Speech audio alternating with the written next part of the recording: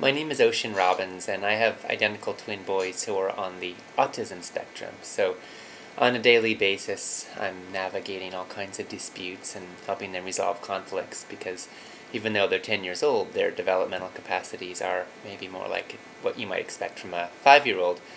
Recently, one of our boys, River, developed a propensity towards smearing fecal material on his brother, which is one of those things that you don't really like to think about too much as a parent, but sometimes you got to deal with it.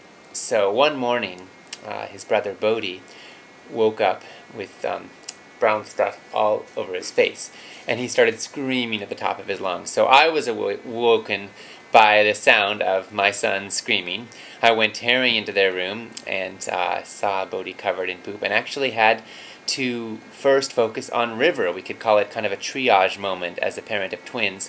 I had to take River and get him off to the bathroom to get him cleaned up. But instead of getting all mad at him, which would have been easy to do, I realized that wouldn't do any good. This was a place where I had to practice my own sense of cultivation of inner peace and presence while taking necessary action. So I took River off to the bathroom with calmness. I said, "Rivs, let's go get cleaned up." And I just led him in there, and then he started cleaning himself up in the tub. I went back to his brother Bodhi, who was just so angry, and I said, "Bodhi, I'm so sorry," and I started cleaning his face off with wipes and things, and then Bodhi was shouting how he was gonna kill his brother. That boy should be in jail for the rest of his life. And then I said, and he said, "He's ruined my whole day. He's ruined my whole week." And I said, "Bodhi, you can let him ruin your day and ruin your week. And I'm so sorry this happened to you, but I've also got to say that it's your choice. You could also decide to have a good day anyway. Because you know what? If he ruined your day, then meanness wins, and poop wins, and River's meanness wins. But if you decide to have a good day anyway, then love wins, then you win. And if you win, then I think you'll be happier too." And I looked at him, and he kind of looked at me for a second, and then he said, "I want to kill that boy. He should go to jail forever." And I just held him, and I said, "I know, Bodhi, how you feel." It was really an awful way to start the day. And then a few moments later, he looked at me, and he said, "I think I want love to win." And I said, "All right, Bodhi, that's so beautiful." And River came out of the tub, all dressed, cleaned up, and Bodhi was nice to him and smiled at him. And a little later, River said, "I'm sorry, Bodhi, for smearing poop on you." And Bodhi said, "I love you, River." So, a couple days later, I told Bodhi he'd won the Martin Luther King Award. I said, "You responded to River's meanness with love. And that is so beautiful."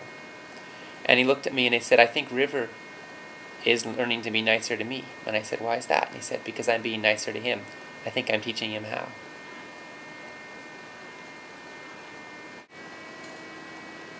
To me, love and peace are to fear and violence as light is to darkness. They actually create their own presence, their own being that transforms the space. So we live in dark times, we live in troubled times, we live in times that are clouded by much fear and much violence and destruction, and we have a lot of people in the world who are eminently justified in feeling victimized, feeling betrayed, feeling furious at people and events and forces by whom they feel greatly victimized and oppressed. And yet at the same time, if we continue to allow ourselves to be victims, to be oppressed, to identify that way, even through our reaction, even through our anger, even through our retaliation, we're still controlled by the forces that we oppose. But if we can stand for something positive, for something beautiful, for something of love and possibility and spirit and joy and meaning, then we stand for something that is righteous and dignified and glorious. And I believe that in that stand, we not only have the best possible chances for a healthier outcome for life on earth, we have more fulfilling, joyous, and beautiful lives. That's why I believe Mahatma Gandhi implored us to be the change we wish to see in the world. I think it starts with love. On September 11th of 2001, we witnessed one of the most horrible, vicious, brutal, awful acts of violence in human history. And how we respond to such atrocity and such violence says a lot about the United States, about people, about the world. And that choice is not entirely made.